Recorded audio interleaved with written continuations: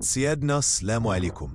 في هذا الفيديو غادي نشارك معكم نظرة شاملة على واحد القرار مهم كتشهدوا بلادنا هاد السنة، قرار منع تقديم الأضحية في عيد الأضحى ديال 2025.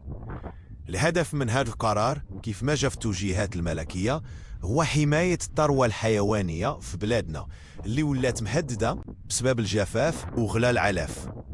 الدولة دارت عدة إجراءات باش تطبق هذا القرار.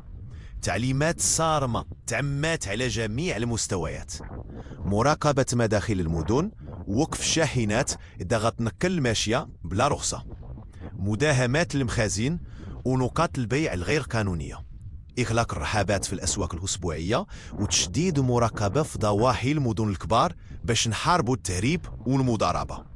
كاين نداءات من فعاليات المجتمع المدني كتأكد على ضرورة الالتزام، حيث حماية القطيع راه مسؤولية وطنية علينا كاملين.